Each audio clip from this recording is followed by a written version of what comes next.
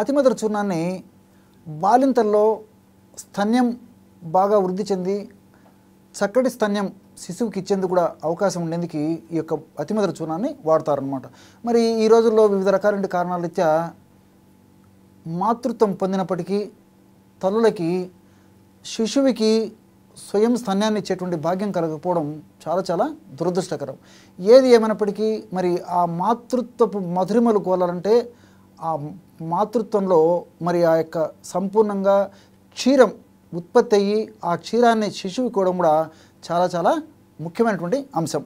మరి చక్కగా శిశువుకు తగినంత సమృద్ధిగా మాతృస్తన్యం అందాలంటే ఈ యొక్క అతిమధుర చూర్ణాన్ని మనం ఎలా వాడుకోవాలంటే కేవలము 2 సార్లు ఉదయం ఆహారానికి ఒక అరగంట ముందు, రాత్రి ఆహారానికి ఒక అరగంట ముందు అతిమధుర చూర్ణాన్ని ఒక అర టీ స్పూన్ నుంచి ఒక టీ స్పూన్ వరకు, అంటే బాలింతలు మరీ వెయిట్ ఎక్కువగా ఉన్నప్పటికీ అదేవిధంగా సమస్య మరీ ఎక్కువగా ఉంటే 1 స్పూన్ వరకు కూడా వాడుకోవచ్చు అనమాట.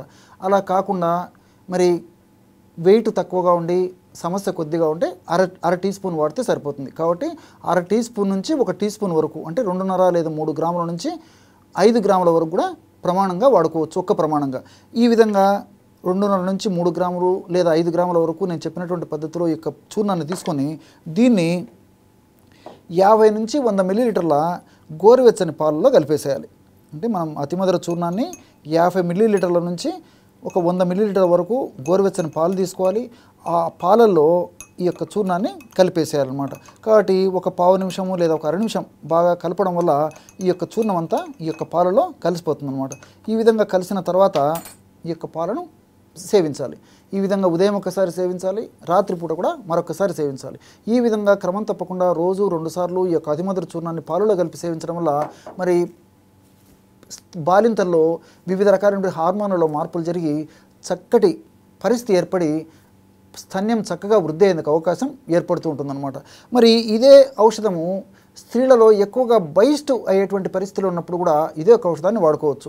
కానీ అలాంటి పరిస్థితుల్లో ఎలా వాడుకోవాలంటే అతిమధుర చూర్ణాన్ని నేను చెప్పినటువంటి పద్ధతిలోనే అర టీ స్పూన్ నుంచి 1 టీ స్పూన్ వరకు, అంటే ఇంచుమించు 2.5 గ్రాముల నుంచి ఒక 5 గ్రాముల వరకు అతిమధుర చూర్ణాన్ని ఒక్క పూటకి తీసుకొని దాన్ని ఒక 50 మిల్లీలీటర్ల నుంచి 100 మిల్లీలీటర్ల వరకు బియ్యం కడుగు నీళ్లు, బియ్యాన్ని మొదటిసారి కడిగేసేసి ఆ నీళ్లు పారబోసేసి రెండవసారి కడిగినటువంటి నీళ్లు 50 నుంచి 100 మిల్లీలీటర్ల వరకు ఆ నీళ్లు తీసుకొని అతిమధుర చూర్ణాన్ని కలిపేసేయాలి. కలిపేసి ఉదయం ఒకసారి సేవించాలి, మధ్యాహ్నం ఒకసారి సేవించాలి, రాత్రి ఒకసారి సేవించాలి.